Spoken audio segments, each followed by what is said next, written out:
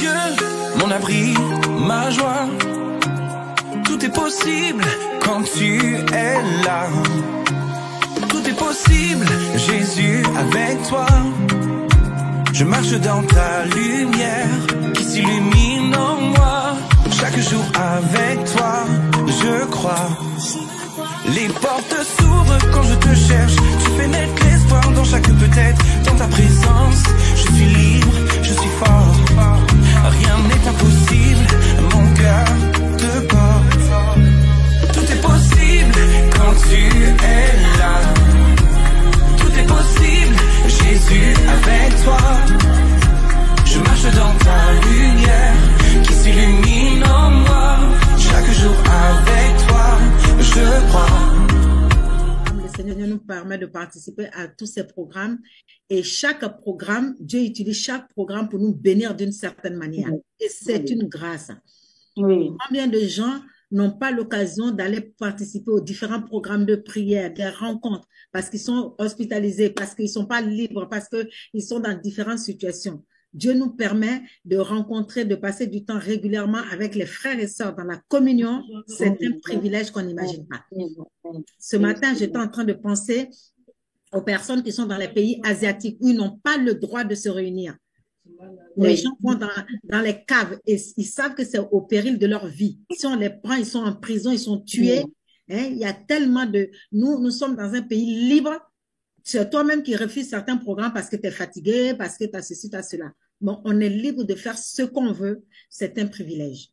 On va dire vraiment merci au Seigneur. Non seulement pour la chambre haute, on va bénir le Seigneur même pour cette nation où librement on peut crier le nom de notre Dieu. On peut sortir dans la rue évangéliser. On peut aller dans les transports évangéliser. C'est un privilège. Oui, vraiment, merci Seigneur. Oh Père de gloire, nous te bénissons. Père de gloire, nous te rendons toute la gloire. Père de gloire, nous te célébrons parce que tu es Dieu, parce que tu es bon, tu es l'Éternel. Reçois l'adoration, reçois la gloire pour la chambre haute. Père, mon cœur t'est reconnaissant pour la chambre haute. Seigneur, ça fait un an, mois après mois, tu nous permets de nous retrouver, tu nous permets de nous rassembler, Seigneur, pour prier, Seigneur, pour nous exhorter, pour nous encourager, Seigneur, pour te célébrer. Oh, comment ne pas te bénir, comment ne pas te louer. Seigneur, ce n'est pas par notre force, ce n'est pas par notre sagesse, ce n'est pas parce que nous pouvons quelque chose, c'est ta grâce. Merci pour ta grâce infinie. Merci pour ton immense bonté. Seigneur, je veux te dire merci particulièrement pour chaque personne, oh Seigneur, qui participe régulièrement à ce programme. Même Seigneur, ceux qui viennent de temps en temps, c'est par ta grâce que tu as permis à chacun un jour de participer à ce programme. Reçois la gloire, reçois la gloire,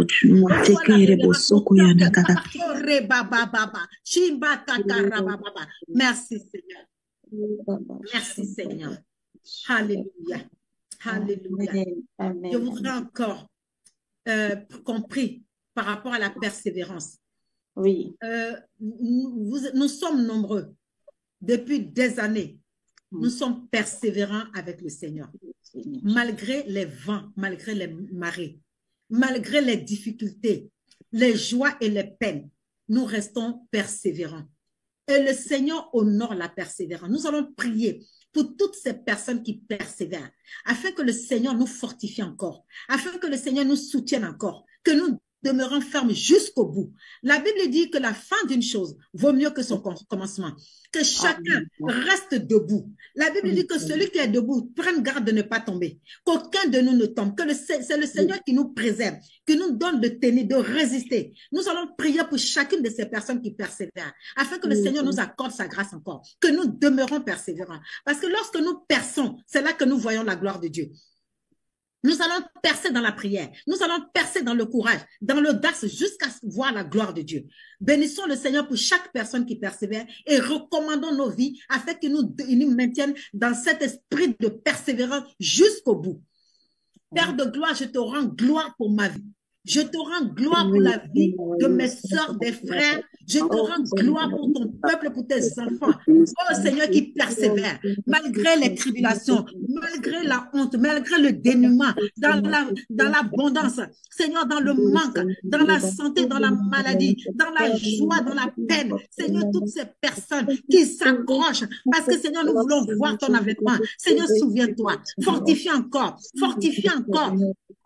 garde-nous fidèles à toi, garde-nous fidèles à toi, donne-nous de persévérer, donne-nous de demeurer dans cette persévérance, que ton esprit de feu, ton esprit de puissance, ton esprit de gloire nous maintienne notre flamme. Seigneur, ravive même les flammes encore, ravive ta flamme en nous. Seigneur, soutiens notre foi. Merci Seigneur. Nous allons prier encore en quelconque, que le Seigneur nous préserve, qu'il nous donne le discernement, qui nous éclaire, qui nous illumine. S'il y a quelque chose qui ne va pas, que le Seigneur ouvre nos yeux, afin que nous soyons préservés de la chute. Père de gloire, nous nous recommandons à toi. Nous nous confions à toi, toi qui nous as dit veillez et priez, toi qui nous as dit examiner toutes choses. Saint-Esprit, préserve-nous. S'il y a des plans de séduction, s'il y a des programmes de séduction, que cela soit renversé, que cela soit anéanti dans le nom de Jésus. Garde-nous éveillés, que ton esprit nous éclaire, que ton esprit nous illumine, que ton esprit nous conduise en toutes choses. Seigneur, en toutes choses, c'est toi que nous voulons bénir. C'est toi que nous voulons bénir. Nous voulons marcher dans la vérité de ta parole. Nous voulons être conduits par toi en toutes choses. Là où nous pourrons être dans l'erreur, Seigneur, rappelle-nous dans le droit chemin. Là où nous sommes des hommes, nous sommes limités. C'est toi qui es Dieu. C'est toi qui es Dieu, qui est le chemin, la vérité et la vie. Seigneur, garde-nous dans la vérité. Maintiens-nous dans la vérité. Préserve nos vies de tout piège de l'ennemi. Préserve nos vies de la force, papa. Garde tes enfants. Protège tes enfants. Soutiens notre foi. Merci, Seigneur. Merci, Saint-Esprit, pour ta sagesse. Merci pour ta direction divine. Oh, reçois la gloire. Reçois la gloire. Alléluia. Merci Seigneur. Alléluia. Merci Seigneur. Papa. Merci Seigneur. Je voudrais que Geneviève, s'il te plaît, tu lèves la voix par rapport à Delphine, qui est à l'hôpital, qui est hospitalisée. C'est vraiment la recommander au Seigneur que Dieu étende sa main, que Dieu intervienne. Seigneur de gloire, Papa, nous sommes ton église, Seigneur, et tu nous as dit, Seigneur, d'aller, de guérir les malades en ton nom, Seigneur. C'est un mandat que tu nous as donné, ô Dieu, et ta parole est vérité. L'autorité que tu nous donnes est réelle. Tu nous donnes la capacité de briser les œuvres du diable. La Bible dit, le Fils de l'homme est paru pour détruire les œuvres de l'ennemi. Père éternel, Seigneur, la maladie n'est pas de toi, Seigneur, parce que tu es le Dieu de vie et de vie en abondance. Éternel des cieux, nous levons la voix pour Delphine. Nous prions, Seigneur, là où elle est à l'hôpital, Seigneur, que ton esprit la localise, Seigneur, et nous appelons la guérison au nom de Jésus. Nous chassons la maladie, nous chassons, Seigneur, au Père, toute œuvre des ténèbres, Seigneur, nous les brisons, Seigneur, et par le mandat que tu nous as donné, nous appelons, Seigneur, au Père, la restauration au nom de Jésus, au nom puissant de Jésus, quel que soit le diagnostic des médecins, quel que soit le pronostic des médecins, nous appelons la restauration maintenant. Père, à l'instant où nous prions, Seigneur, que dans l'esprit se passe quelque chose, de la même manière, Seigneur, où les sorciers ont la capacité de s'arrêter et d'envoyer les flèches, tu nous donnes la capacité de prier et d'envoyer la bénédiction, d'envoyer la guérison, d'envoyer la restauration, d'envoyer la délivrance, d'envoyer la transformation. Alors nous prions, le Dieu de miracles. Tu dis ce que nous demandons en ton nom. En ton nom, nous demandons la restauration de Delphine. En ton nom, nous appelons la guérison de Delphine. Non seulement qu'elle soit guérie, mais que tous les domaines de sa vie soient guéris. Non seulement qu'elle soit guérie, mais que tous les paramètres de sa vie soient guéris. Sa santé et ses finances, au nom de Jésus. Toute sa situation, Seigneur, tu étends ta main, Père. Merci, Seigneur. Tu es le Dieu capable, Seigneur, au Père. Et nous croyons que ta parole est vérité, Seigneur. Tu as dit tout ce que nous demandons en ton nom. Père, alors, Seigneur, nous prions qu'à partir de cet instant, Seigneur, que sa vie change, Seigneur.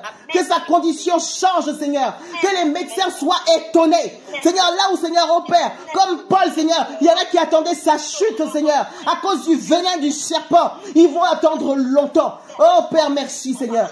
Que sa jambe refonctionne, qu'elle puisse se lever, qu'elle puisse courir, qu'elle puisse marcher, qu'elle puisse vaquer, Seigneur, à toutes ses occupations sans aucune séquelle, Seigneur. Au nom de Jésus-Christ de Nazareth. Donne la sagesse aux médecins qui vont la toucher, la sagesse à tout le corps médical, Seigneur, au Père. Et nous chassons tout ce qui n'est pas de toi, Seigneur. Que tes anges campent autour d'elle, Seigneur, au Père. Au nom puissant de Jésus-Christ de Nazareth. Amen. Alléluia. Amen, amen. Amen. Amen. Est-ce que quelqu'un a un sujet de prière ou voulait nous partager quelque chose, même un témoignage, si quelqu'un a quelque chose à dire? La parole est libre.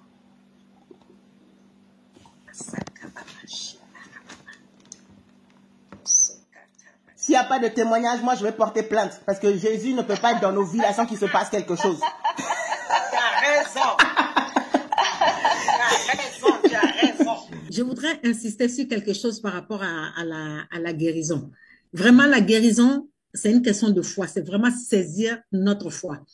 En fait, la Bible dit que tout ce que vous demandez en priant, croyez que vous l'avez reçu et vous le verrez s'accomplir. Souvent, on n'est pas guéri, entre guillemets, parce qu'en fait, on est déjà guéri, mais on ne saisit pas notre guérison. Tu vois? Parce que nous regardons à la vue. Nous ne regardons pas dans la foi. Là, on a prié pour ta guérison. Amen. Ça ne doit plus dépendre de la douleur. Yes. Tu vois? Parce que souvent, tant qu'on sent la douleur, on dit, ah, je ne suis pas encore guéri. Mais le Seigneur dit que tu es guéri. Donc, Amen. crois que le Seigneur dit toujours la vérité. Si le Seigneur dit que je suis guéri, c'est Amen. ça qui compte. Ce n'est pas ce que je ressens. Ce n'est pas mon corps qui a le dernier mot. C'est ce que Christ a dit qui a le dernier mot. Amen. Donc, même quand je sens la douleur, je confesse ma guérison. Je continue à proclamer ma guérison. Amen. Vraiment, j'ai tellement de témoignages personnels par rapport à cela. Je vous rends le dernier témoignage. Il y a quelques mois, c'est des choses qu'on sait avec le temps, ça s'effrite, on oublie, bon, on se laisse aller. Et j'ai écouté une prédication qui m'a révolutionné, qui m'a rappelé encore, parce que c'est des choses qu'on sait. Et cette personne-là vraiment nous parlait de la foi pour saisir la guérison. Il dit, en fait, nous attendons d'être guéris alors que nous sommes déjà guéris. Ah. Vous voyez, ça fait une grande différence. Oui. Et il y avait tellement de témoignages dans cette prédication. Une journée, toute la journée, j'ai fait tout ce qu'il y avait à faire. Je n'ai rien fait d'extraordinaire. Le soir, au moment de me coucher, je sens une douleur dans mon dos, le bas du dos. Et je sais que toutes les personnes qui ont des problèmes de dos comme ça, là, ils font la kiné. Ils prennent des anti-inflammatoires. C'est des choses qui finissent plus jamais. Les gens traînent ça pendant des années. Et il y a quelque temps, je déménageais et à vouloir porter des trucs, mon dos s'est bloqué. J'ai dû aller chez l'ostéopathe vraiment pour sortir de cette histoire. Moi, j'ai travaillé à l'hôpital. Les gens avec les problèmes de dos, je sais que c'est des choses, ils traînent pendant des années. Donc, quand je me suis levée ce jour-là, j'ai dit, mais là, je n'ai rien fait de particulier. Et j'avais témoigné justement à une sœur, disant que je n'acceptais plus de maladie dans mon corps parce que j'ai compris que j'avais la guérison divine. Donc, le fait que j'ai confessé ça, je crois que le diable a voulu venir me tenter. Voilà une douleur dans mon dos. J'ai dit quoi? Satan, tu es un menteur. Et j'ai parlé à la douleur. J'ai dit, douleur, tu n'as pas de place dans mon corps. J'ai compris que par les meurtrissures de Jésus, je suis déjà guéri de toute maladie. Donc, douleur, je te réprime au nom de Jésus. Et ce corps-là, c'est le temple du Saint-Esprit. Je ne t'accepte pas dans mon corps. Tu n'as rien à faire. Je parle à la douleur. Je me suis couchée. Le matin, j'avais mal au dos encore. Quand je devais faire mon lit, c'était difficile. Je vais même pour prendre ma douche, c'est difficile. Mais j'ai continué, j'ai bénissé le Seigneur. Seigneur, je te rends gloire. Je n'ai pas appelé de médecin. J'ai des pommades, je voulais même mettre la pommade. J'ai dit non, puisque je suis guérie. J'ai continué à parler à la douleur. J'ai continué à confesser, à proclamer ma guérison, bénir le Seigneur pour ma guérison. Et dire à cette maladie qu'elle s'est trompée d'adresse. Oui. Je vous dis, au bout de quelques jours, parti jusqu'aujourd'hui. Amen. Parti. Amen. Amen. Voyez, Amen. il faut que nous saisissons la foi. Amen. Et que on lit la parole de Dieu, mais souvent on oublie la révélation qu'il y a derrière cela. Pour continuer, hein, quand j'ai dit ça encore, il y a l'année dernière aussi, j'ai une dent qui m'a fait terriblement mal. Il y a quelque chose qui était cassé là-dedans. Vraiment, on me l'a soigné sur plusieurs séances. La dent est guérie, tout va bien. Les mêmes jours, hein, comme j'ai commencé à témoigner, voilà la dent qui commence à me titiller.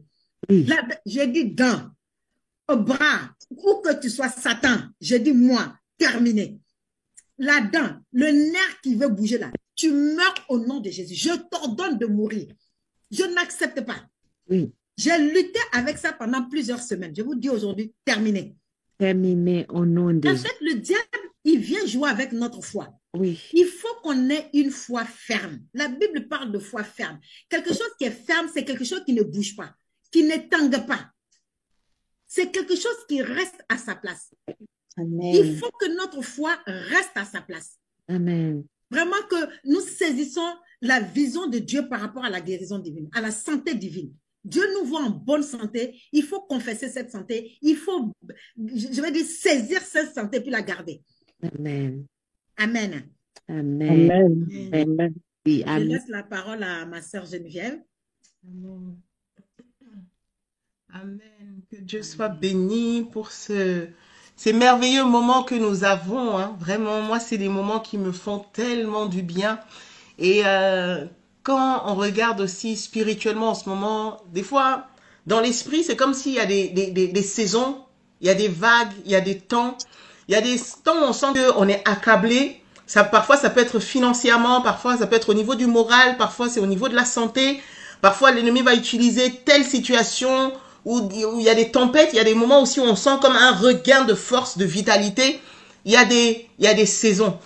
Et en tout ça, vraiment, même pendant les sujets de prière, il y a beaucoup de sujets de prière qui m'ont touché.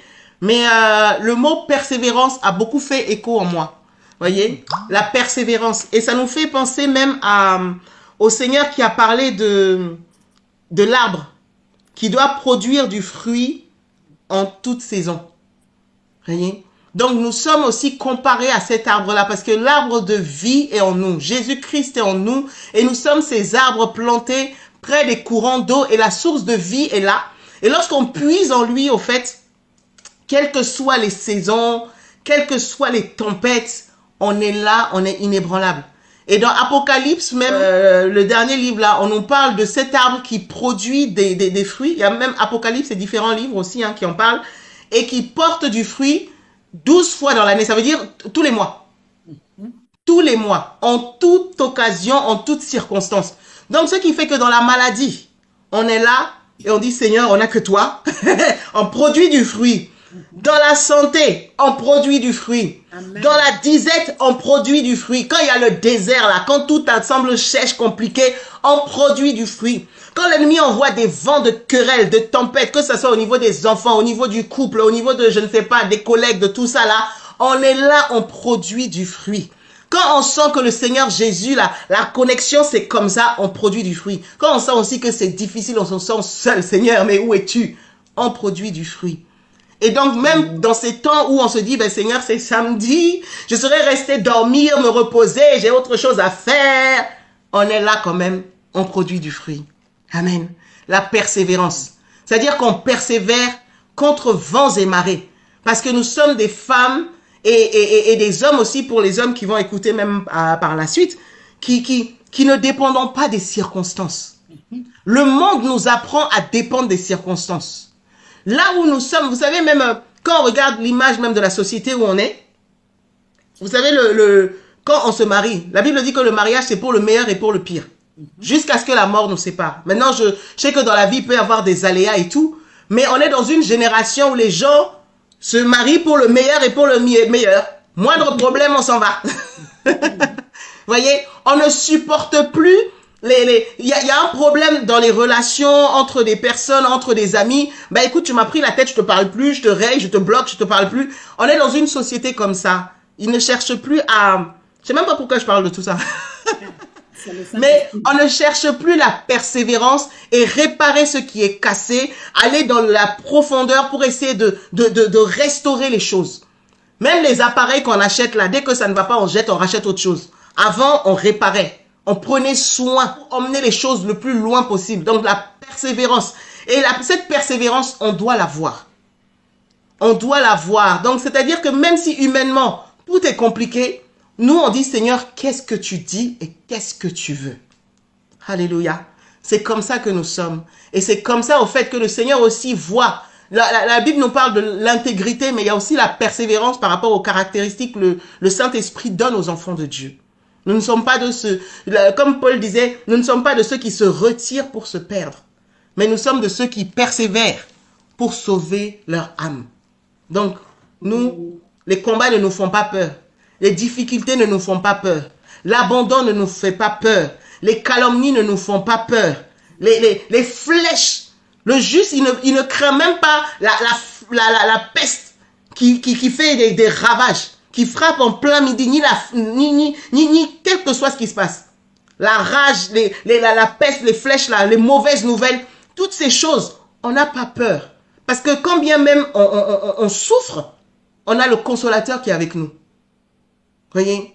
Amen. Quand bien même on souffre, on a le consolateur avec nous. Il y a certaines larmes que le Seigneur essuie, que le consolateur va essuyer sur place. Amen. Mais dans Apocalypse, on voit aussi qu'il y a des gens, c'est quand ils sont au ciel, que le Seigneur va essuyer leurs larmes.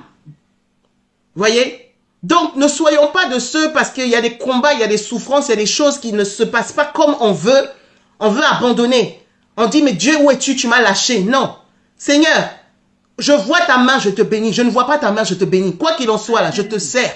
Pour le meilleur et pour le pire. Quoi qu'il arrive, là, c'est un Dieu d'alliance.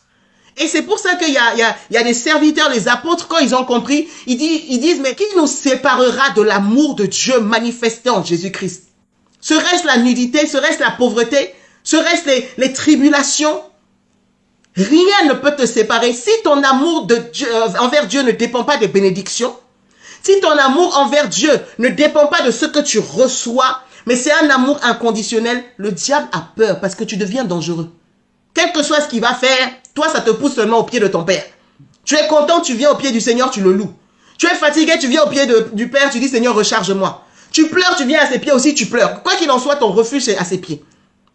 Il te donne ce que tu veux, tu le loues, tu es là. Il te donne pas, tu le loues aussi, tu es là. Voyez? Et c'est ça la persévérance. Et c'est ce que le Seigneur attend de nous. Et c'est ce que le diable aussi combat comme pas possible. Alléluia. Amen, amen. Par rapport au message d'aujourd'hui, on va se laisser conduire par le Saint-Esprit. Hein? Mais il y a quelque chose que le Seigneur, il y a une pensée que le Seigneur m'a donnée avec juste un mot-clé. Donc, on va se laisser conduire par rapport à ça. Mais la pensée, au fait, c'est le titre du message, méprisée aux yeux des hommes, mais précieuse devant Dieu. Précieuse pour Dieu. Méprisée aux yeux des hommes. Donc, parce que les hommes peuvent te voir d'une certaine manière. Mais le plus important, c'est ce que Dieu dit de toi. C'est comment Dieu te voit. Voyez? C'est comment Dieu te perçoit. Et il m'a poussé à plonger mes regards dans la vie d'une femme. Une femme, au fait, souvent, on passe comme ça, ou même quand on dit son nom, souvent, ça ne fait pas écho de manière très, très glorieuse, si on peut dire ça comme ça, c'est Tamar, la belle-fille de Juda. Donc, on va prendre Genèse 38. S'il y a quelqu'un qui veut m'aider avec la lecture, ce serait bien. C'est un petit peu long, hein. On peut alterner la lecture, mais...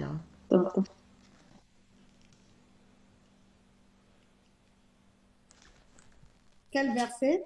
À partir du verset 1? À partir du premier verset. En ce temps-là, Judas s'éloigna de ses frères et se retira vers un homme d'Adulam nommé Hira. Là, Judas vit la fille d'un Cananéen nommé Shua. Il la prit pour femme et alla vers elle. Elle devint enceinte et enfanta un fils qu'elle appela Er. Elle devint encore enceinte et enfanta un fils qu'elle appela Onan. Elle enfanta de nouveau un fils qu'elle appela Shelah. Judas était à Zib quand elle l'enfanta. Judas prit pour Er, son premier-né, une femme nommée Tamar. Er, premier-né de Judas, était méchant aux yeux de l'Éternel, et l'Éternel le fit mourir. Alors Judas dit à Onan, « Va vers la femme de ton frère, prends-la comme beau-frère, et suscite une postérité à ton frère. » Onan, sachant que cette postérité ne serait pas à lui, se souillait à terre lorsqu'il allait vers la femme de son frère, afin de ne pas donner de postérité à son frère.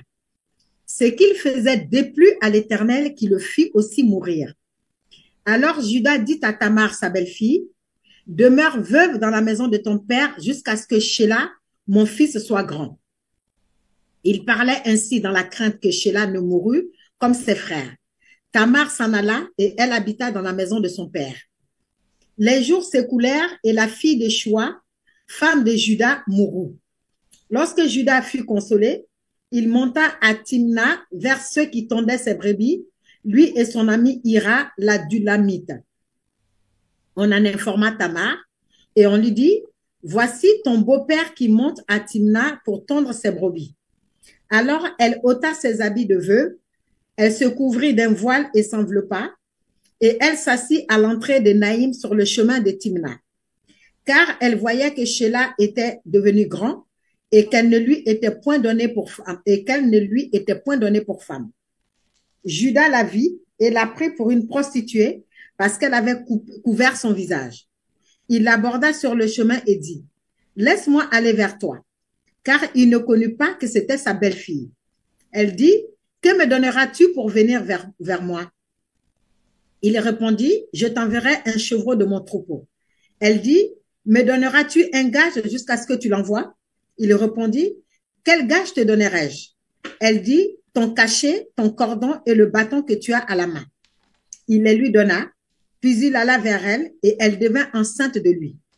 Elle se leva et s'en alla, elle ôta son voile et remit ses vêtements de veuve. Judas envoya le chevreau par son ami l'Adulamite pour retirer le gage des mains de la femme, mais il ne la trouva point. Il interrogea les gens du lieu en disant, où est cette prostituée qui se tenait à Énaïm sur le chemin? Ils répondirent, il n'y a point eu ici de prostituée. Il retourna auprès de Judas et dit, je ne l'ai pas trouvée, et même les gens du lieu ont dit, il n'y a point eu ici de prostituée. Judas dit, qu'elle garde ce qu'elle a. Ne nous exposons pas au mépris. Voici, j'ai envoyé ce chevreau et tu ne l'as pas trouvé. Environ 3 mois après, on vint dire à Judas, Tamar, ta belle-fille, s'est prostituée et même la voilà enceinte à la suite de sa prostitution. Et Judas dit, faites-la sortir et qu'elle soit brûlée. Comme on l'amenait dehors, elle fit dire à son beau-père, c'est de l'homme à qui ces choses appartiennent que je suis enceinte. Reconnais, je te prie, à qui sont ce cachet, ces cordons et ce bâton. Judas les reconnut et dit, elle est moins coupable que moi, puisque je ne l'ai pas donnée à Sheila mon fils. Et il ne la connut plus. Quand elle fut au moment d'accoucher, voici, il y avait 2 jumeaux dans son ventre. Et pendant l'accouchement, il en eut un qui présenta la main. La sage-femme la prit et y attacha un fil cramoisi en disant, celui-ci sort le premier. Mais il retira la main et son frère sortit. Alors la sage-femme dit, quelle brèche tu as faite? Elle lui donna le nom de Péretz. Ensuite sortit son frère qui avait à la main le fil cramoisi et on lui donna le nom de Zérak. Amen, amen, amen. Désolé, c'est un petit peu long, mais c'est un passage qui est tellement riche que moi, en fait, quand je prends un passage, j'aime bien lire un peu pour voir un peu le contexte et avoir une vision d'ensemble. Et ça nous aide à mieux comprendre l'histoire et savoir un peu ce qui s'est passé. Et donc, par rapport à ça, au fait, comme je disais, l'histoire de Tamar, c'est une histoire qui me touche particulièrement. Lorsqu'on lit le passage de Genèse 38, on nous parle déjà d'une personne qu'on connaît bien, c'est-à-dire Judas. Judas est un des fils d'Israël. On sait que Israël a eu plusieurs enfants. Hein, donc Jacob, qui s'est appelé Israël, qui avait la promesse du Seigneur et tout. Et donc, parmi les fils que Jacob a eu, il y avait Judas. Et donc, comment se fait-il que Judas, on voit que Judas vient et il s'installe à Canaan. Or, on sait que, et pour épouser même la fille d'un Cananéen. On sait que Abraham, lorsque le Seigneur l'a fait sortir de la Mésopotamie, le Seigneur lui a dit de tout quitter et d'aller. Et Abraham avait fait alliance avec le Seigneur. Et pour que son fils épouse une femme, il a tout fait pour que son fils n'épouse pas de Cananéenne. Il a envoyé son serviteur. Le serviteur est parti, il a prié, il a demandé signe au Seigneur. On est parti trouver Rebecca, une femme vertueuse, une femme remplie de qualité pour Isaac. Et en même temps, Isaac, quand il a eu aussi ses enfants, donc il a fait en sorte que justement Jacob, parce que Ésaü était allé épouser plusieurs femmes, mais Jacob a épousé une femme de la maison de son père. Donc, il n'a pas épousé une cananéenne. Voilà comment, au fait, Jacob, effectivement, est parti. Il s'est retrouvé avec Léa et Rachel. Et donc, dans la logique des choses, Israël a dû, parce qu'il craignait le Seigneur, enseigner à ses enfants. Normalement, il devait savoir qu'on n'épousait pas de cananéenne. Mais comment se fait-il que Judas arrive et épouse une cananéenne? Il s'en va, c'est parce qu'il s'est passé quelque chose avant. Voyez? Et lorsqu'on monte un peu plus haut, on voit que il y a eu l'histoire avec Joseph. Joseph était le fils bien-aimé de son père. Il était choyé de son papa et ses frères l'avaient en horreur. Ses frères ne le supportaient pas. Ses frères vraiment ne pouvaient pas le sentir. La Bible dit qu'ils ne pouvaient pas lui parler avec amitié. Donc, il lui parlait durement. Et donc, ils ont comploté quand ils l'ont vu. Et il était venu justement pour voir si les frères travaillaient bien. Ils se sont dit, ben, voici l'occasion. On n'a qu'à le tuer. Il n'aura plus de songe. Il ne va plus nous casser les pieds. On le fait disparaître. Par la grâce de Dieu, il y avait quand même... Vous savez, il y a différents degrés de méchanceté. Il y a différents degrés de haine. Il y a ceux, au fait, qui sont méchants, mais il y a des niveaux. Il y a ceux parmi les frères qui voulaient complètement le tuer pour qu'il disparaisse. Il y a quelqu'un comme Ruben qui s'est dit non, ne faisons pas couler le sang, mais jetons-le dans la citerne. Il va mourir là-bas, mais au moins on n'aura pas fait couler le sang. Et finalement, il y a Judas qui s'est dit bon, au lieu même qu'il soit dans la citerne qui pourrisse là-bas, mais au moins on peut le vendre, l'argent va nous servir, il ne sera plus là. Donc c'est la même chose. Donc on le vend. Voyez?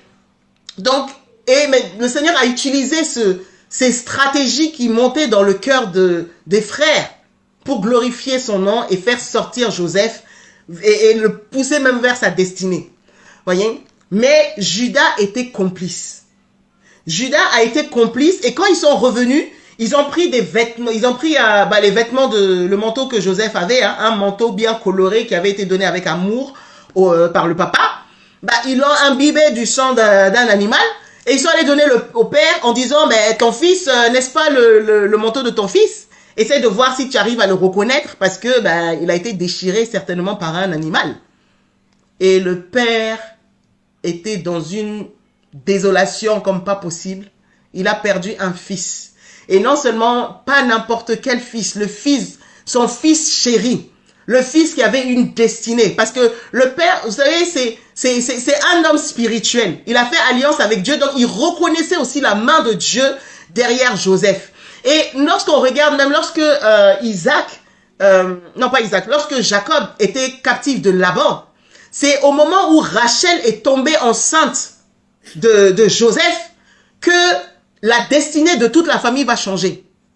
Il y a eu d'autres enfants qui sont nés avant. Mais Jacob n'avait pas encore eu la stratégie pour sortir des griffes de Laban. Il y a eu une onction particulière, une dimension particulière, une saison particulière qui est arrivée à la naissance de Joseph. C'est au moment de la naissance de Joseph que Jacob va voir comment faire pour qu'il y ait des brebis tachetées, des brebis non tachetées, mettre des branches dans les abreuvoirs, tout ça. Donc, Dieu va le faire passer dans une dimension particulière. Et ça, c'était quand Rachel était enceinte de Joseph et que Joseph est né. Parce que Joseph ne pouvait pas rester en captivité chez Laban. Il y avait une destinée. À cause de ta destinée, le Seigneur peut faire en sorte que toute ta famille là, il y ait quelque chose qui se passe. Voyez? Donc, Jacob voyait ce quelque chose dans la vie de son fils. C'était pas juste... parce qu'il y a des fois, on peut dire, oui, mais comment ça se fait que le père, il aime bien celui-ci, il méprise un peu les autres. Il voyait. Joseph était intègre. Joseph était juste. Joseph était droit. Et ça s'est vu par la suite. Et c'est ce fils bien-aimé là que les autres ne supportaient pas. Parce que leurs actions aussi les trahissaient. Hein. Quand ils voulaient faire des choses, peut-être qu'il y en a qui arrivent à se mettre en accord pour faire le mal. Mais ils n'arrivaient pas à embarquer Joseph dedans. Donc voici que Judas va se retrouver complice avec ses frères pour faire du mal à Joseph.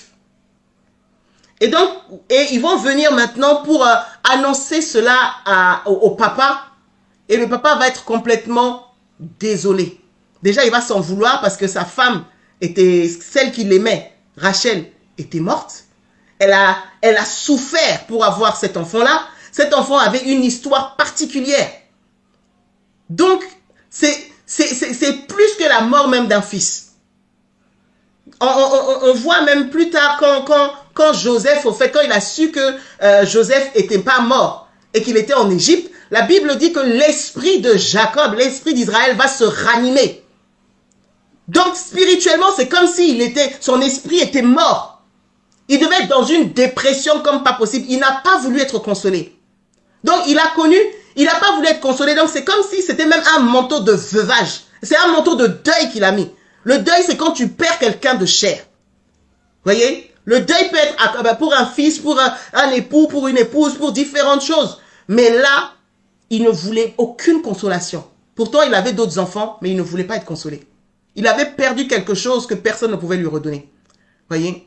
Et c'est après cette complicité-là, avec ses frères, que Jacob, je pense que sa conscience le travaillait un peu, et puis il s'est rendu compte que la compagnie de ses frères aussi n'était pas forcément une bonne chose. Il va décider de s'éloigner. Il va partir à Canaan. Judas, pardon. Merci, prophétesse de l'Éternel. Déborah, merci. Que Judas va décider de s'éloigner. Et il va partir à Canaan.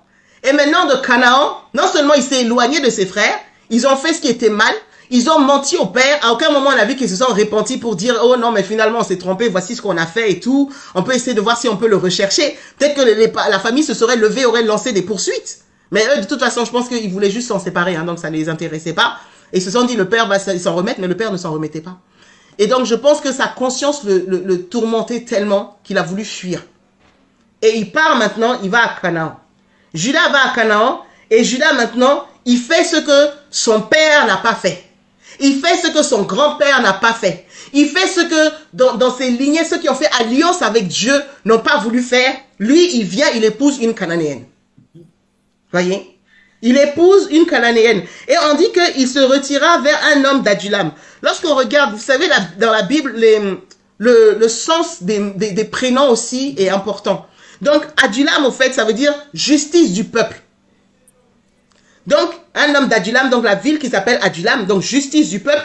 Et il s'est rapproché d'un homme qui s'appelait Ira. Donc, et Ira, ça veut dire race noble. Il cherchait quand même quelque chose de bon. Voyez? La justice du peuple, donc le peuple se fait justice. C'est pas Dieu qui fait justice, c'est le peuple. Justice du peuple. C'est pas justice de Dieu, c'est justice du peuple. Donc, il va vers là, mais il cherche quand même une race noble. Parmi les Cananéens, tu veux chercher race noble? Bon, il y a différents degrés, hein. Mais en tout cas, il a trouvé Ira, et donc il a décidé d'épouser au fait la fille, une fille cananéenne, donc la fille de Shuar. Et Shuar aussi veut dire richesse. Shuar veut dire quoi? Richesse. Je disais que Shuar, ça veut dire richesse. Shuar. Donc, il a pris la fille de quelqu'un qui porte même le prénom de la richesse. Donc, normalement, même en fuyant ses problèmes, en essayant de se faire justice, il est parti chercher une race noble. Tous ces mots-là, au fait, normalement, ça devait lui faire en sorte qu'il se sente mieux, que sa destinée change, que sa condition change, que sa situation change. Donc, il a épousé cette femme. Et avec cette femme, la Bible nous dit qu'il va avoir 3 enfants. Donc, le premier, c'est Er. Et Er, ça veut dire veillant. Veillant. Donc, et le deuxième, au fait, il s'appelait Onan. Lorsqu'on regarde, Onan veut dire vigoureux, mais en même temps, ça veut dire lassitude et ça veut dire iniquité. Donc, vigoureux, d'accord, mais vigoureux en quoi? C'est bien d'avoir de la vigueur. Mais en quoi as-tu de la vigueur? Vous voyez? Donc, il y avait aussi lassitude et iniquité. Et le dernier fils s'appelle Sheila. Et Sheila, c'est requête, pétition et prière. Voyez? Donc maintenant, lorsqu'on regarde un petit peu le détail des enfants là, chaque enfant avait sa particularité. Donc les enfants, les fils qu'il va avoir de cette femme cananéenne, d'ailleurs la femme, on ne dit pas son prénom. Hein. On ne connaît pas le prénom de cette femme. La femme de Judas, on n'a pas vu son prénom. Ça n'a pas été mentionné. Et donc, le premier Er, qui veut dire veillant, il était méchant. La Bible dit que Er était méchant. Et Er avait une femme. Judas a pris une femme pour son fils. Donc, Et je pense qu'il a pris pour le premier et pour le deuxième. Le troisième était très très jeune. Voyez. Donc maintenant, en tout cas c'est précisé qu'il a pris une femme surtout pour Er. Mais Er, il était tellement méchant que l'Éternel l'a fait mourir. Dans la Bible, on n'entend pas trop, mais il y a eu des cas comme ça. Des personnes qui étaient tellement méchantes. Parce que généralement, tu es méchant, le Seigneur peut te châtier ou bien tu vas avoir certaines conséquences. Mais il y a certains degrés de méchanceté que le Seigneur lui-même, il est obligé de mettre un frein. Voyez? Donc là, le Seigneur l'a fait mourir parce qu'il était méchant. Il est mort à cause de sa méchanceté. Donc, il y a une loi, au fait, qui existait. Même, on voit qu'au temps de Moïse, cette loi va être encore mise en place. On doit prendre soin de la veuve. Le plus proche parent. Donc, ça peut être le frère du mari qui prenait la veuve comme épouse afin qu'elle puisse avoir un enfant. La condition des femmes à l'époque était très difficile, était très particulière. Parce que quand tu étais veuve, et en plus tu n'avais pas d'enfant, tu étais condamné à mendier. Il n'y avait personne pour t'aider. Tu dépendais au fait de la mendicité. Tu n'as pas de mari, tu n'as rien. Les hommes, au fait, étaient ceux qui pourvoyaient, qui étaient là, qui ramenaient, au fait, les choses. En plus, ce sont eux qui héritaient des choses. Voyez, donc, tu es veuve et puis tu n'as pas d'enfant. Alors là, quelles conditions? Donc, ce qu'ils avaient trouvé à faire, c'est qu'au moins, le plus proche parent, c'est-à-dire le frère du mari, prenait au moins la femme et lui suscitait des enfants pour qu'elle ait au moins un héritage, qu'elle ait au moins un avenir. Et c'est ce qui a été, qu'on voulait mettre en place, que Judas voulait mettre en place. Et par rapport à ça, au fait, lorsque Judas a demandé justement à Onan, enfin de susciter un fils, une postérité à son frère, Onan, il va pas dire non. Voyez, il va pas refuser. Il va dire oui, mais dans les actes, c'était pas ce qu'il faisait. Et déjà, on voit différentes catégories. La méchanceté, déjà, on voit que la méchanceté, c'est pas ce que Dieu veut. Dieu nous appelle à être bon. Dieu nous appelle à faire du bien. Dieu nous appelle à l'amour. Dieu nous appelle à la paix. Dieu nous appelle à la patience. Même lorsque nous regardons les fruits de l'esprit, c'est ce à quoi Dieu nous appelle. Mais maintenant, au fait, il y a une autre dimension aussi. Lorsqu'on regarde, la Bible dit qu'il devait faire du bien, il devait susciter une postérité à son frère. C'est-à-dire penser à quelqu'un d'autre qu'à lui-même. Voir les intérêts de quelqu'un d'autre que lui-même. Mais il ne voulait pas. Il n'a pas voulu. Pourquoi? Il y a différents aspects, mais un, parce que c'est déjà de l'égoïsme, parce que lui, il se dit, mais je vais... les termes exacts, c'était quoi? C'était par rapport à son héritage lui-même, au fait. Parce que certainement, il devait avoir des enfants, il voulait léguer. Et le frère qui est décédé, c'était le frère aîné. Donc, et on sait que le droit d'aînesse, c'est quelque chose de très important, notamment chez les Israélites. Ceux qui avaient le droit d'aînesse, on a vu comment Ésaü a pleuré quand il a su que le droit d'aînesse lui était passé sous le nez. Au début, il voyait pas la valeur, mais quand il a compris, c'était un peu trop tard. Et là, au fait, c'était le frère aîné, c'était Er. Donc, celui qui devait hériter de la majorité des choses, au fait. Er est mort. Donc, légalement, celui qui reprend tout, c'est Onan. Donc, pourquoi est-ce qu'il va donner un héritage à son frère alors que lui, il récupère tout? Pourquoi est-ce qu'il va donner, et donc ceux qui allaient revenir à ses propres fils biologiques, va repartir maintenant alors que l'autre, déjà, il était méchant. Et quand on dit méchant, ça veut dire, on ne sait pas ce qu'il a fait. Peut-être qu'il a fait du mal à Onan aussi. Peut-être qu'il a fait des injustices. Il a fait des choses, on trouvait qu'il ne mérite pas d'avoir un frère. Pourquoi il va mériter? Pourquoi je vais lui donner? Donc, Onan a décidé de se souiller à terre. Chaque fois qu'il partait vers la femme, il se souillait à terre.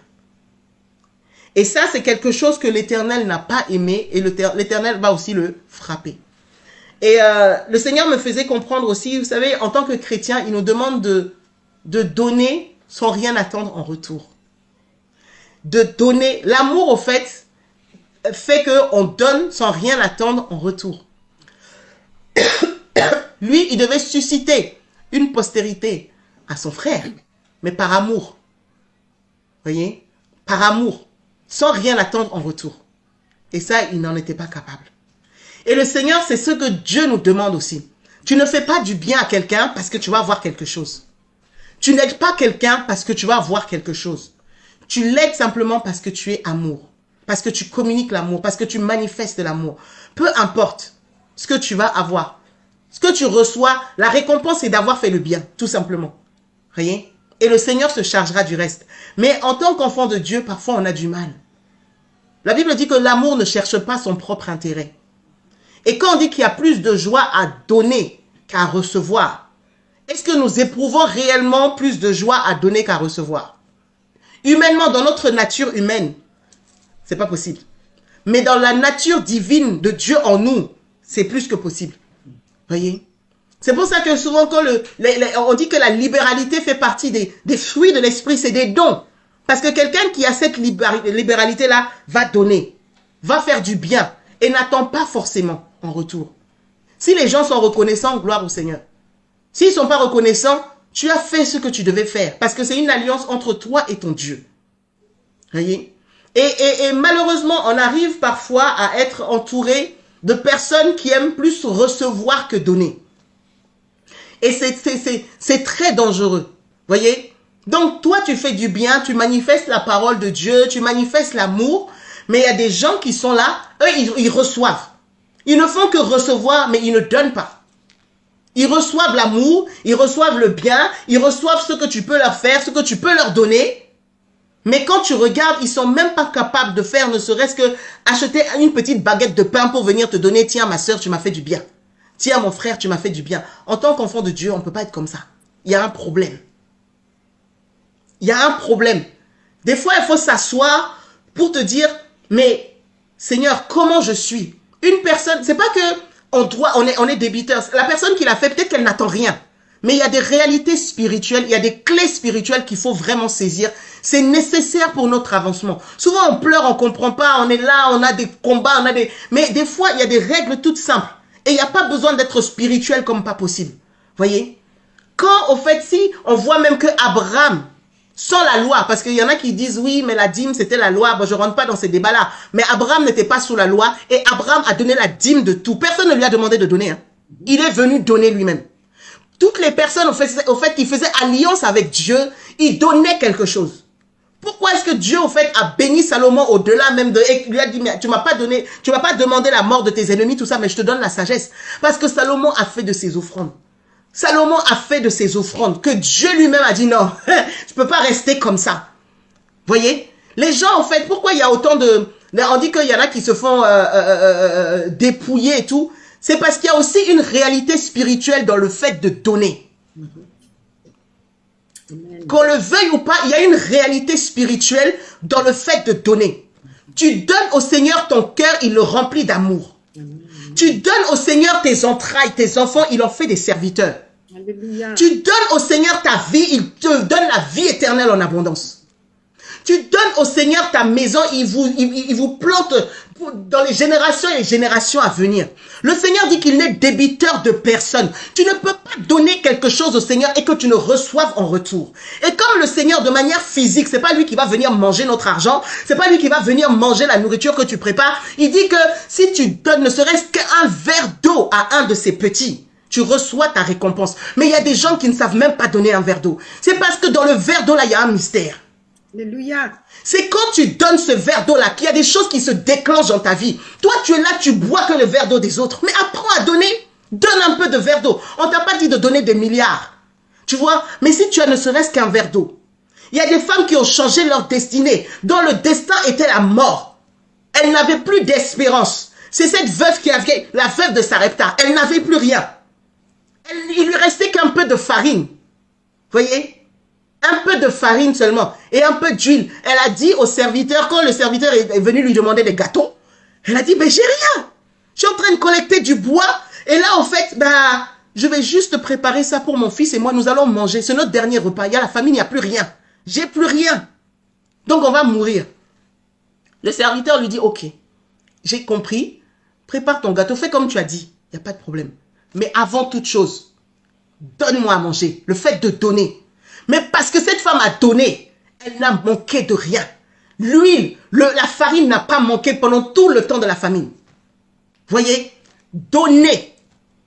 C'est pour ça que le diable est là en train de tourner nos cœurs pour qu'on ne donne pas, pour qu'on ne donne pas. Oh oui, mais lui, il va voler l'argent. Oh lui, mais comment est-ce que machin?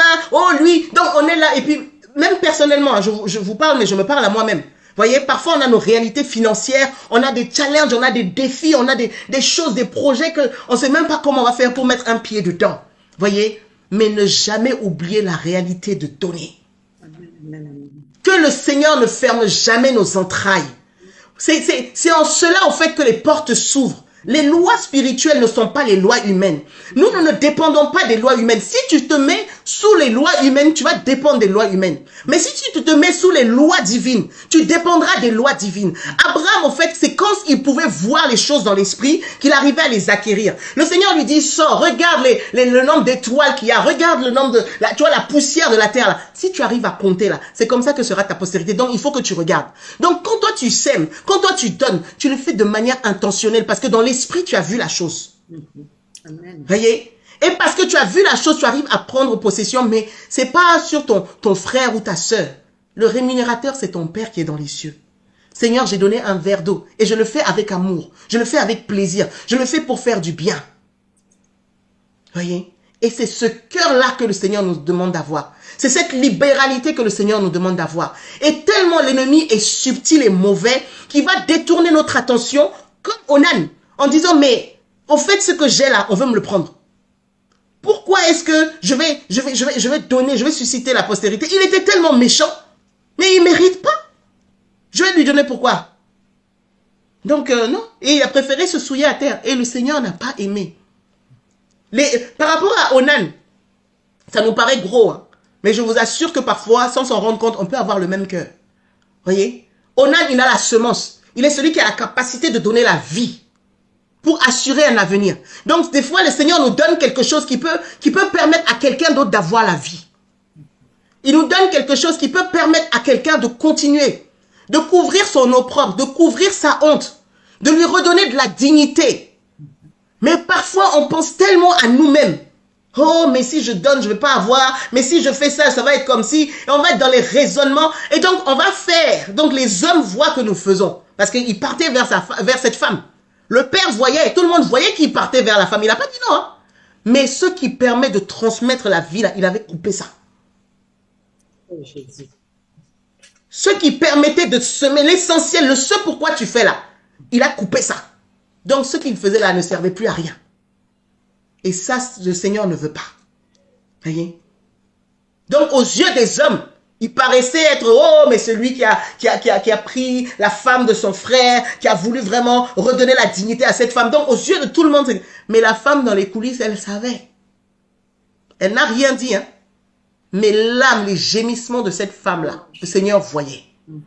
Le soupir de cette femme, le Seigneur voyait. Et si ça avait continué, on ne sait pas combien de temps ça a duré. Hein. Donc, on pouvait commencer même à dire, mais celle-là, là, elle est stérile. Elle est stérile. Elle ne porte pas. C'est une femme de malheur. Son premier mari est mort. Voici que l'autre aussi, elle n'arrive même pas à donner d'enfant. On a vu comment la mère de Samuel, Anne. On a vu comment Anne se faisait mortifier par Pénina. Hein. C'était chaud. Vous voyez? Eh bien, cette femme, Tamar, elle a vécu ça. Mais le Seigneur s'est levé et le Seigneur a fait mourir Onan. Maintenant, quand Judas a vu ça, Judas s'est dit, ah, bon, là, ça fait 1, ça fait 2. On va pas aller jusqu'à 3. Donc, ben écoute, de toute façon, mon fils Sheila, il est très jeune, il est très très petit encore. Donc, ce qu'on va faire, c'est que tu patientes. Quand il sera en âge de se marier, on va te le donner. On va te le donner à ce moment-là. Et donc, par rapport à ça, elle n'a rien dit. Elle a patienté. Vous voyez? Elle a patienté. Des fois, tu es là, ta bénédiction dépend de quelqu'un. On te dit de patienter et tu attends. Mais tu vois qu'on ne te fait pas justice. Tu vois que c'est une stratégie, au fait, pour te faire tourner en rond. Tu vois qu'on te fait tourner en bourrique. Vous voyez? Et moi, je suis convaincue que c'est à cause de cette femme qu'il y a eu pas mal de choses qui se sont passées. Vous voyez? Parce que quand tu es une femme particulière, il y a certaines injustices que le Seigneur ne peut pas laisser perdurer dans le temps. C'est pas possible. Donc, elle ne pouvait pas rester avec Tamar de manière indéfinie. Parce que Tamar avait une destinée. Onan ne pouvait pas empêcher Tamar indéfiniment d'avoir sa destinée, c'était pas possible. Et Sheila, à qui on devait lui donner aussi pour qu'il fasse sa mission, on a fait en sorte qu'il ne puisse pas. Et elle est restée comme ça. Et on dit, mais donc elle avait son vêtement maintenant de veuve. Des habits normalement qu'elle n'était pas censée avoir. Quand tu rentres dans le mariage, c'est pour être dans la joie. Quand tu rentres dans le mariage, c'est pour être heureuse. Quand tu rentres dans le mariage, c'est pour être épanouie avec ton mari. Voici une femme, elle rentre dans un mariage, le mari est tellement méchant, on ne sait pas ce qu'elle vivait dans le foyer, mais c'était terrible, jusqu'à Dieu même décide que c'est bon. Maintenant, celui même qui est censé t'aimer et t'aider, voici que lui aussi, il abuse de toi. Et il ne joue pas son rôle. Et te voici maintenant à sa merci. Eh bien, le Seigneur décide de finir. L'espoir qui te reste là, on te dit on va te le donner, mais rien. Et voici maintenant tu es là, tu remets tes habits de veuve et tu attends maintenant au bon vouloir des gens. Et donc on te dit même retourne chez ton père. On ne veut plus te voir, ne reste plus dans cette maison. Tu vois? Donc comme si c'était elle la cause de tous ces malheurs dans la maison. Comme si c'était elle la cause de tous ces problèmes. Comme si elle était la source. Alors que la source vient d'ailleurs. Le papa n'a jamais dit ce qu'il a fait avant de se retrouver dans cette ville.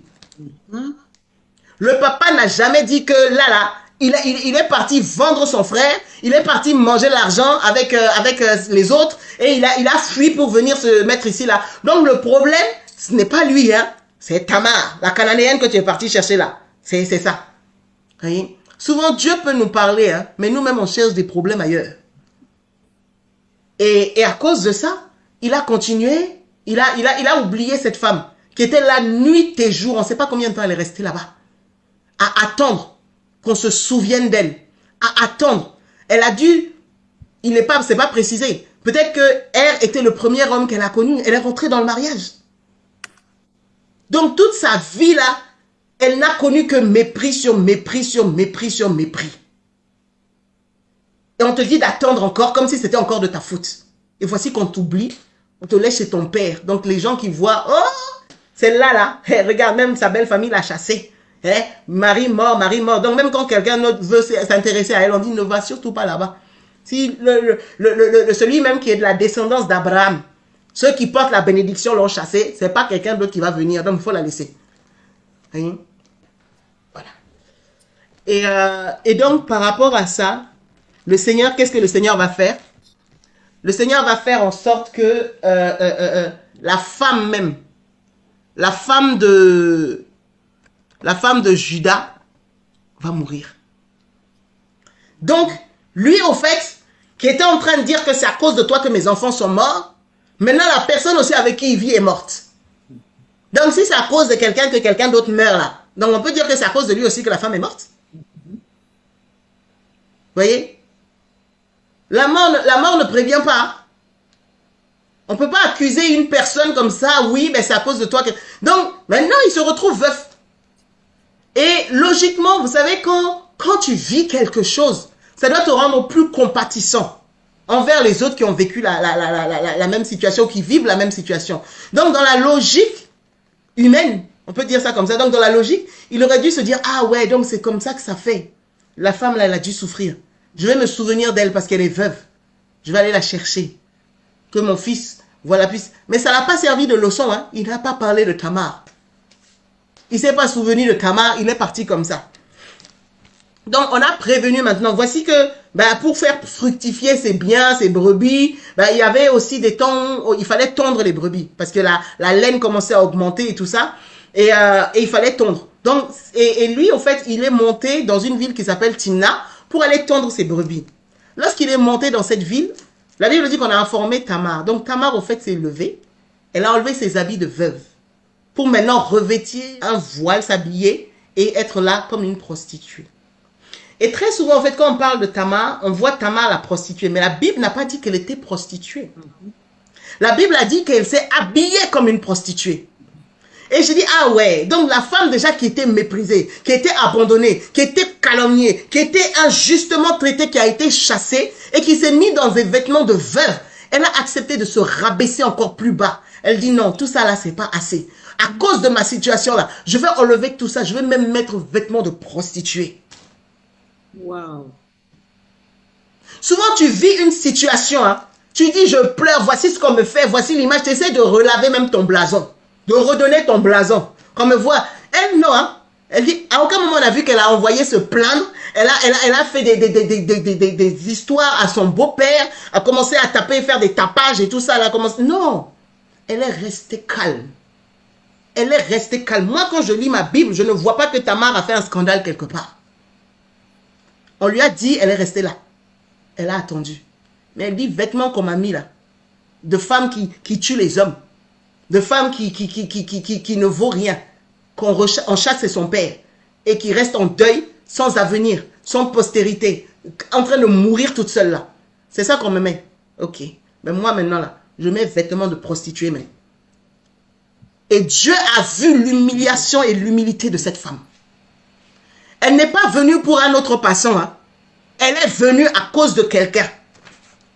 Et elle s'est assise. Vous savez la position assise là, c'est une position où tu t'assois. La Bible dit que nous sommes assis avec Dieu dans les lieux célestes. Quand tu es assis là, c'est que tu n'as pas peur. Hein. Tu attends et tu règnes.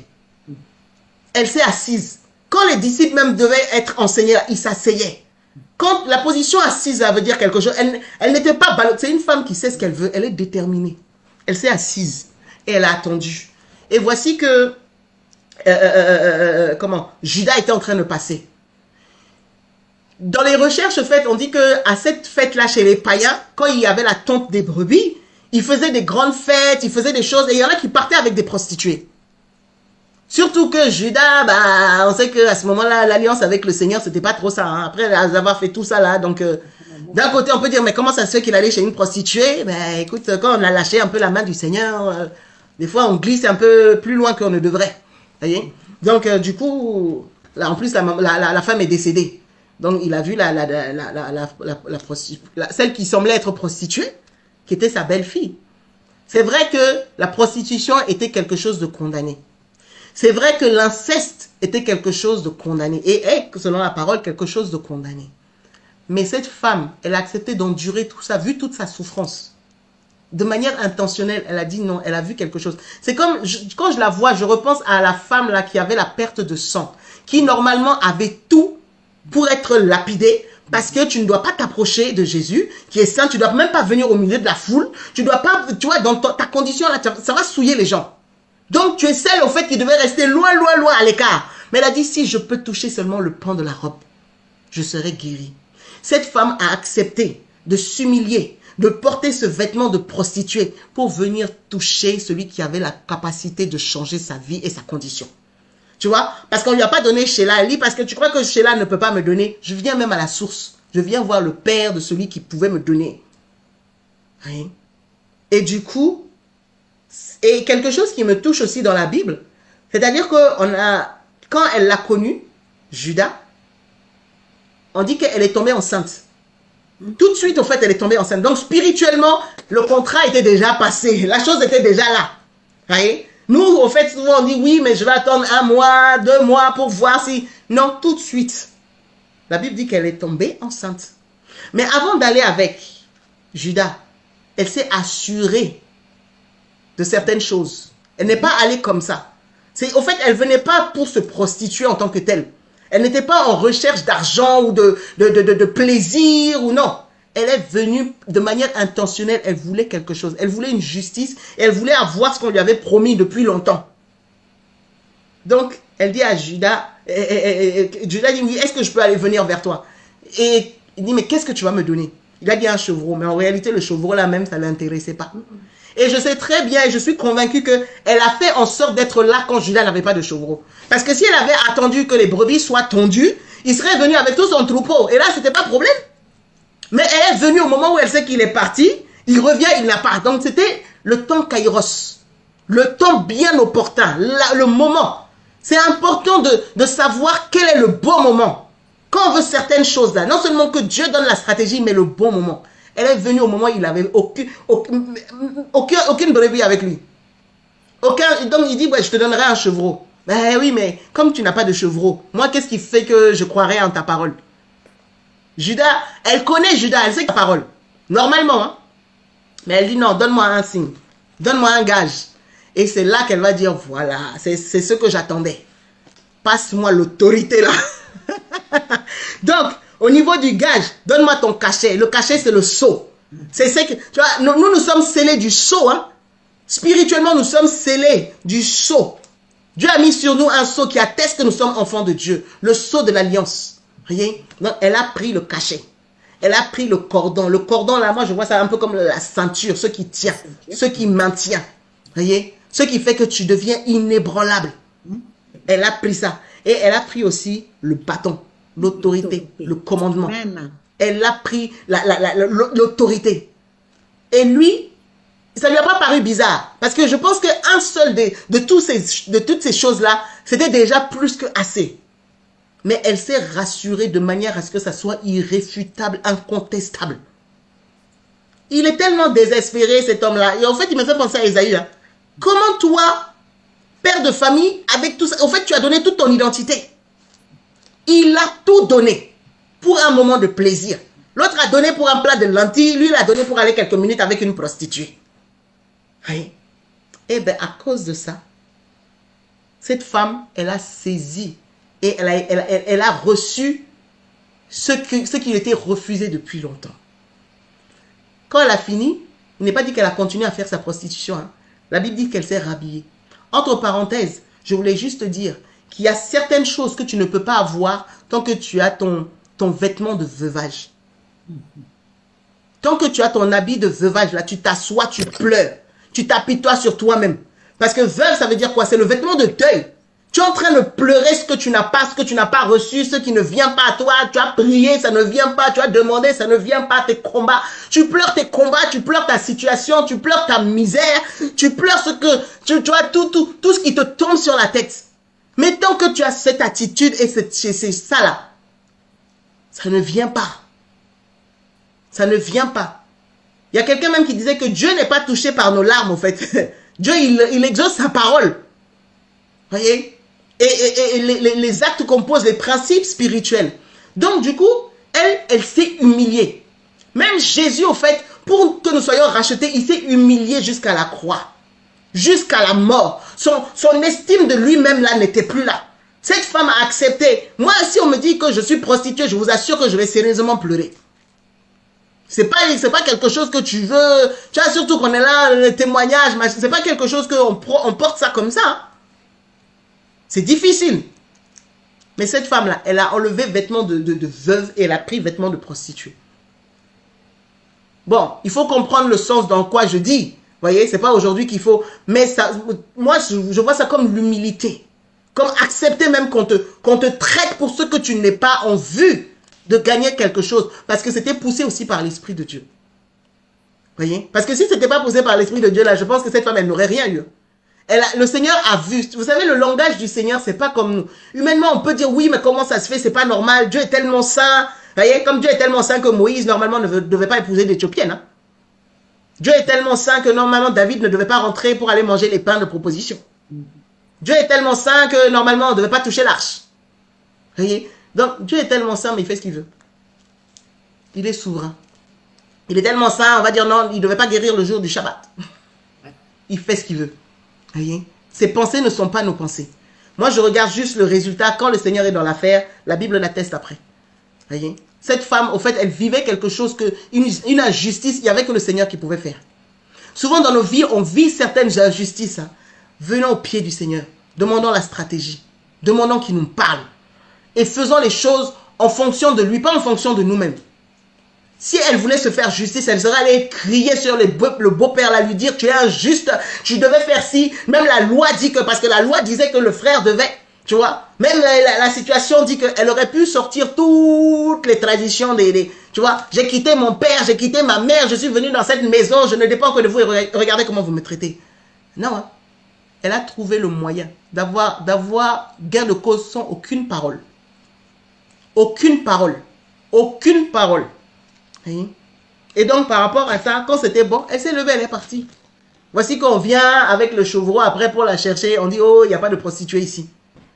Et lui-même, il s'est dit, bon, on va étouffer un peu l'affaire parce que ce qu'on a fait là, c'est pas très glorieux. Donc, on va juste se rendre très discret. 3 mois plus tard, on apprend que Tamar était enceinte. Et lorsqu'on a dit ça à Judas, il s'est dit, mais voici l'occasion inestimée et rêvée de me débarrasser enfin de cette femme. Comme ça, on ne l'entend plus, c'est terminé. Donc, problème réglé, il a même dû bénir Dieu. Voilà ce que j'attendais. Mais une femme que tu as laissée des années comme ça sans homme, il peut même pas se dire que peut-être que, voilà, à un moment, la chair a été faible. Non, hein. Il s'est dit, c'est l'occasion rêvée. Alors, c'est lui-même qui l'a poussé pendant tant d'années, sans rien. Mais il était le premier à dire que... Et en général, même on lapide, hein. On ne brûle pas. Je ne sais pas d'où lui est venue l'idée de brûler la femme, là. Comme ça, au moins, il est sûr que c'est fini, quoi. Parce que lapider encore, peut-être qu'elle peut encore survivre un peu. Là, brûler, c'est terminé. Il n'y a rien. Vous voyez? Il n'y a même pas de cadavre, c'est les cendres. Je ne sais pas, mais bon.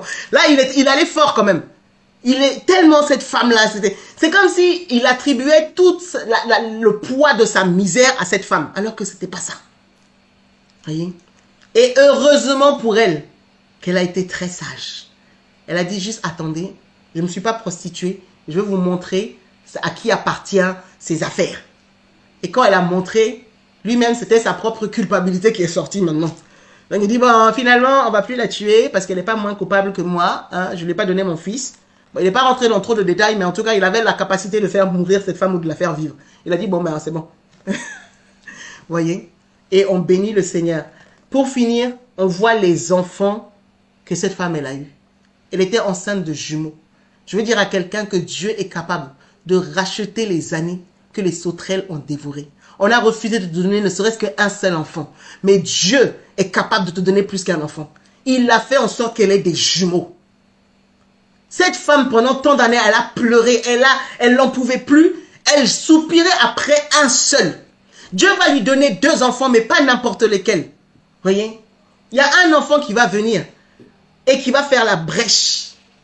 Et un autre qui va être la lumière. Gérach et Péret, ça veut dire lumière et ça veut dire brèche. Voyez? De la même manière dont Jésus est venu, au fait, il est celui qui nous a fait un passage et il est la lumière qui nous fait passer.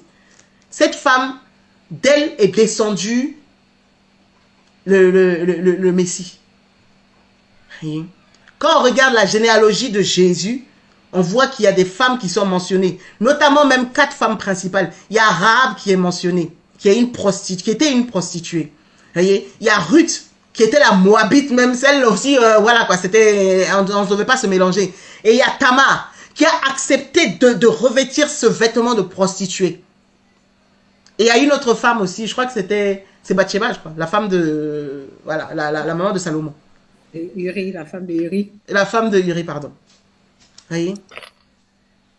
Et ça, c'est tellement fort, c'est quelque chose qui nous parle. Donc, je veux dire à quelqu'un, si tu es méprisé aux yeux des hommes, si tu es incompris aux yeux des hommes, si tu es rejeté par les hommes, si tu vis des injustices, tu vis des choses que normalement tu ne dois pas vivre, regarde au Seigneur comment Dieu te voit. Combat avec la stratégie du Seigneur. Avance avec le Père. Ne te fais pas toi-même ta propre justice. Parce que si tu fais les choses selon le Seigneur est capable de racheter même les années que les sauterelles ont dévorées. Tu es resté seul pendant longtemps. Tu as gémi pendant longtemps. Tu souffres pendant longtemps. Personne ne voit ta souffrance. Personne ne voit ta misère. Tu te couches seul. Tu pleures. Tu n'en peux plus à cause de cette situation. Tu n'en peux plus. Mais sache qu'il y a un Dieu qui voit. Sache qu'il y a un Dieu qui voit. Les hommes peuvent même venir encore vouloir t'enterrer. Ils peuvent vouloir même venir t'achever. Tu n'as rien fait pour mériter ça. Tu n'as rien fait pour subir ça. Des fois même c'est à cause des péchés des autres. Parce que l'autre était comme si il s'est mal comporté. Tu t'es retrouvé en plein milieu. Et c'est toi qui subis la chose. Pourquoi? Mais le Seigneur, on a un Dieu qui est vivant. Je veux dire à quelqu'un, on a un Dieu qui est vivant. On a parlé de la persévérance. Persévère. Ne te décourage pas. N'abandonne pas. Tu peux t'appeler Tamar. On est parti te chercher. Tu n'as rien demandé. Tu étais même chez les Cananéens. C'est lui-même qui est venu te chercher problème. Tu vois, on t'aurait laissé tranquille là. Tu aurais vu tes maris comme ton mari, voilà, comme tout le monde, vécu ta vie paisible. Il a vendu son frère. Il est venu avec ses problèmes, venir mettre sur toi. Et voici que c'est toi qui dois porter le chapeau. Mais Dieu là, c'est un Dieu juste. C'est un Dieu juste. Apprends juste à accepter d'être humble et d'avancer avec le Père. d'avancer avec le Seigneur. Voilà, c'est le message que j'avais à cœur de partager. Soyez bénis. Wow. Je ne sais pas ce qu'il en est de vous, mais Waouh, vraiment, waouh, waouh, waouh. voilà, vraiment. Amen. Waouh, waouh, waouh, waouh. Je ne sais pas s'il y a quelque chose à ajouter. Je ne sais pas s'il y a quelque chose à ajouter. Balkissa, tu veux dire quelque chose? Ben écoute, là je savoure encore. Vraiment, vraiment. Et franchement, le Seigneur est tellement bon parce que c'est un passage que j'ai lu il y a même pas 2-3 jours. C'est les passages, on ne retourne plus parce qu'on se dit c'est Genèse et tout ça, on connaît. Et par rapport à un message que j'ai écouté sur le net, et je suis repartie justement lire un verset. Et du coup, j'ai lu tout le chapitre. Et franchement, au départ, c'est très, très riche. Et là, ce qu'elle vient de nous partager, c'est waouh. J'ai vraiment pris ma part. Sois bénie. Amen, amen, Puissant, c'est fort, non? Le Seigneur est fidèle. Amen. Ah là là là là là là là. Allô, Matou? Oui. Bonjour. Bonjour. Bonjour la famille. Claire, que je suis là connectée depuis, hein? Oh, gloire à Dieu. C'est toi, Maman Quadio? Oui, oui, je suis connectée.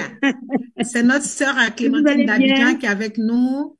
Vraiment, qui vous dit merci, qui manifeste sa reconnaissance. Voilà, je tiens aussi à dire, j'ai écouté l'enseignement sur la persévérance, que Dieu nous donne la force. Amen. Sa force puissante pour que vraiment nous puissions persévérer. Parce que des fois, devant des situations difficiles, devant les situations même, on baisse les bras, on n'est pas patient, on n'a pas la foi. Donc vraiment, je dis merci à la sœur qui a fait cette exhortation. Amen. Et puis aussi, sur la volonté de recevoir, que vraiment le don du Seigneur nous donne la grâce aussi, quel que soit le peu qu'on a, qu'on puisse faire un geste aussi à ceux qui en ont. Voilà. Donc, merci à vous toutes. Que le Seigneur bénisse ton ministère, bénisse les sœurs aussi, comme tu l'as dit, que vraiment votre ministère aille de l'avant. Amen. Que l'Esprit vous utilise vraiment pour pouvoir aider les autres aussi. Pas financièrement, pour pouvoir gagner des âmes. Voilà. Amen. Sinon, je suis connectée depuis 14h, 13h. Voilà. Oh, gloire au Seigneur. Gloire au Seigneur. Amen. Oui. C'est qui la sœur Dieu est fidèle? Celle qui a marqué Dieu est fidèle? La sœur Geneviève. La sœur? Geneviève. Ah, Geneviève. Tu vas bien? Oui, et vous? Ça va, ça va. Est-ce que tu veux nous partager quelque chose, donner un avis? Partager quelque chose. En fait, ce passage, il fut un temps dans ma vie, je passais un moment très difficile. Et c'était un problème spirituel, mais c'était vraiment intense. C'est dans le rêve qu'on m'avait donné ce passage-là. Wow. J'ai jamais lu ce passage. Et c'est à l'époque dans mon ancienne église là où je priais, parce qu'on avait un groupe des femmes qui élèvent les enfants seuls. Et le Seigneur m'a montré dans le rêve qui m'a donné ce passage. Donc on était comme dans la cellule des maisons. Et du coup, dans le rêve, elle me dit, c'est toi qui vas piloter le. Et après, elle me dit, je te donne ce passage et à toi. C'est à toi ce passage. Donc quand je me réveille le matin, je lis le passage, j'ai dit, mais j'ai jamais lu ce passage. Et moi, ce que j'avais compris, c'est que, en fait, Dieu voulait me justifier par rapport à ce que je traversais, en fait. Amen. Ouais, c'était vraiment compliqué. J'ai failli aussi perdre ma vie, mais c'était vraiment spirituel, c'était vraiment compliqué. Et quand Dieu m'a donné ces passages-là, je m'appuyais sur ça, jusqu'à ce que j'ai vu la main de Dieu sur certaines choses, en fait. Je bénis le Seigneur pour ça, parce que j'ai lu ce passage-là aussi la semaine dernière. Oh, le Saint-Esprit. J'ai exhorté une sœur là-dessus, et je suis tombée, je me suis connectée un peu en retard, et on parlait de ça. Vraiment, je rends grâce à Dieu pour la servante de Dieu, je rends grâce à Dieu pour ce groupe et pour la parole envoyée, en fait. Amen, amen, amen, amen. Est-ce que quelqu'un a quelque chose à dire? Ah là là là là là là. C'est trop puissant. Notre Dieu, notre Dieu, notre Dieu, il nous parle tous les jours d'une manière ou d'une autre. Vraiment, je rends grâce à son nom et c'est toujours demeuré dans son esprit. Vraiment, les choses du Seigneur, il y a une seule clé, c'est demeurer dans son esprit, demeurer dans sa parole. Ne pas être dans l'agitation. Et notre sœur a dit quelque chose d'important. Cette femme-là, elle aurait pu faire le tour du monde en train de se plaindre, de critiquer, de gémir, de raconter, d'expliquer. Elle est restée calme. Elle vivait la situation la plus terrible, mais elle est restée calme. Et la Bible dit, c'est dans le calme et la confiance que sera notre force. Le fait qu'on soit calme, qu'on soit confiant, qu'on soit tranquille dans le Seigneur va nous communiquer ses pensées et nous communiquer ses stratégies. Parce que nous ne devons pas combattre avec les armes humaines. On doit combattre avec les armes spirituelles. Et les armes spirituelles, à chaque situation, par le Saint-Esprit, le Seigneur va nous communiquer une stratégie. Mais d'où est venue cette stratégie-là dans la tête de cette femme? Qui aurait pensé un truc comme ça? Pourquoi le beau-père? Elle aurait eu tellement de situations. Et nous nous rendons compte que le Saint-Esprit peut nous communiquer des stratégies incroyables. Incroyables. Et pendant que ma sœur parlait, je réfléchissais même, le fait que Judas ait eu des enfants avec une Cananéenne, quelque part, la race, la descendance n'était plus totalement pure. Et Dieu, elle a été privée d'enfants par rapport à ces voies-là. C'était la voie légitime pour avoir des enfants, elle a été privée. Et le Seigneur, par rapport à la stratégie qu'elle a eue, elle a été connectée directement à Judas, qui est Israël, la descendance d'Abraham, le peuple de Dieu. Je veux dire, il avait l'ADN pur. Donc, la descendance qu'elle a eue, la descendance là est totalement pure, elle n'est pas entachée, il n'y a pas de métissage. Vous voyez la stratégie de Dieu? Des choses dont on nous prive. Souvent, c'est le Seigneur qui permet qu'on n'ait pas ça parce qu'il a mieux pour nous. Le Seigneur a toujours mieux pour nous. La Bible dit que c'est la bénédiction de l'Éternel qui enrichit. Et ce que Dieu a décidé de te donner, le diable ne peut pas l'empêcher. Toutes les stratégies de l'ennemi, soi-disant pour t'empêcher, en fait, te conduisent vers la vraie bénédiction. C'était le cas de Joseph aussi. Vendu, persécuté par ses frères, c'était pour le conduire dans la maison de Pharaon. Il fallait qu'il aille en Égypte. Sa bénédiction était en Égypte. Et c'est ça qui nous donne vraiment d'être calme, de ne plus nous agiter par rapport à nos persécuteurs, ceux qui nous font du mal, ceux qui nous lèsent dans nos droits. Parce que la Bible dit, le peuple de ceux qui connaîtront leur Dieu, ils agissent avec fermeté. Et parce qu'ils agissent avec fermeté, le Seigneur leur assure la paix et la paix. 3 fois.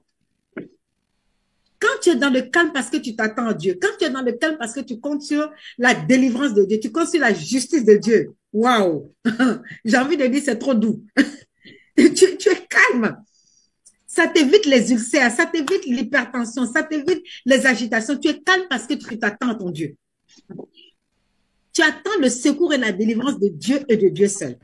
Et c'est magnifique. Lui, il sait par où passer. Lui, il sait quelle voie choisir. Lui, il sait quelle personne choisir. Vraiment, je veux nous encourager à demeurer calme, à nous apaiser. Ce Dieu que nous adorons, que nous cherchons mois après mois, jour après jour, il a la solution.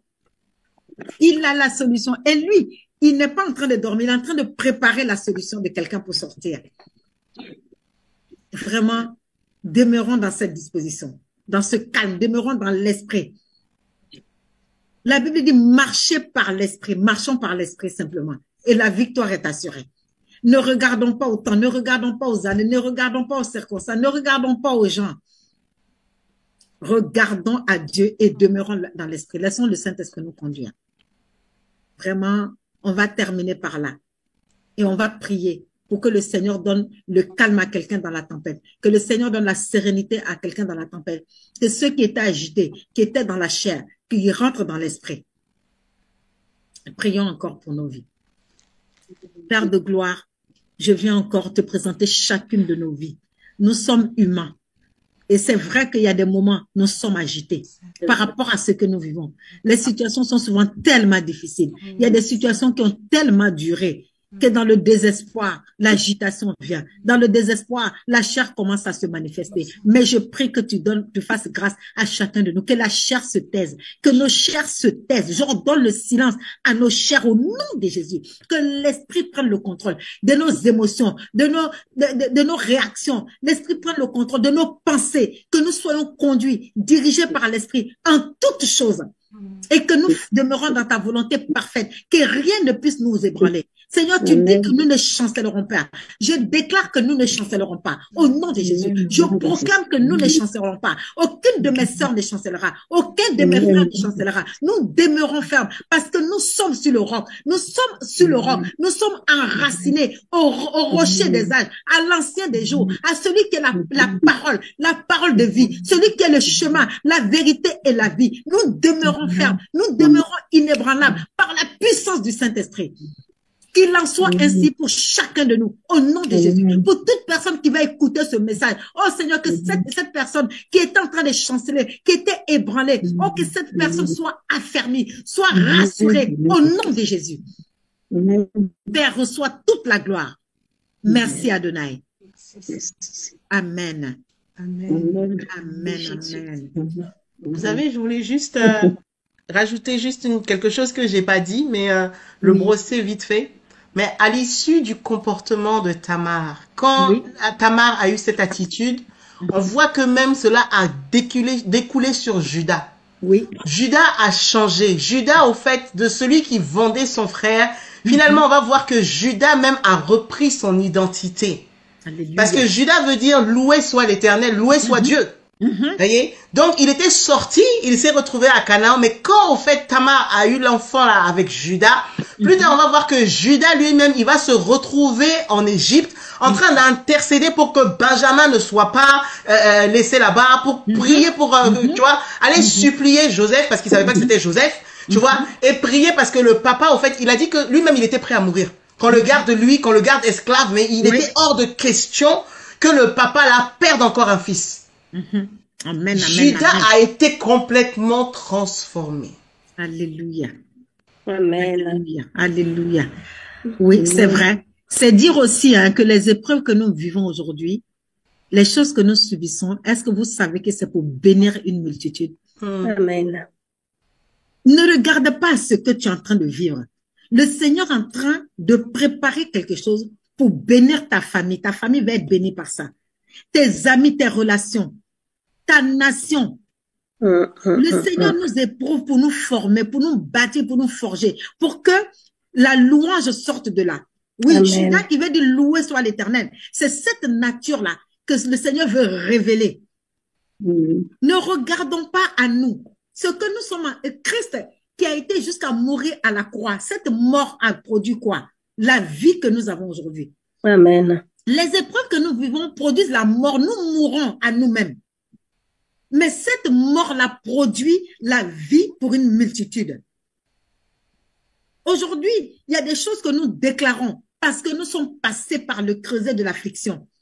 Et nous avons vu la délivrance de Dieu. Cela nous donne des témoignages pour encourager d'autres.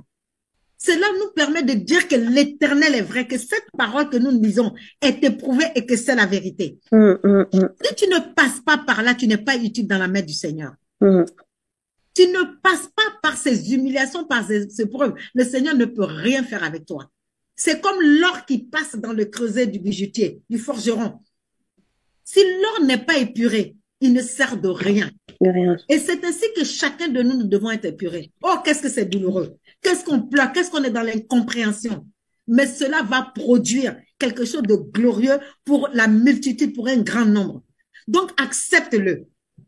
Le Seigneur est en train de faire quelque chose. Il est en train de t'épurer. Comme ce diamant brut, il faut tailler. Quand on taille le diamant, s'il pouvait parler, on aurait entendu ses cris. C'est pour cela que lorsqu'on taille, on nous taille, c'est des pleurs, c'est des gémissements.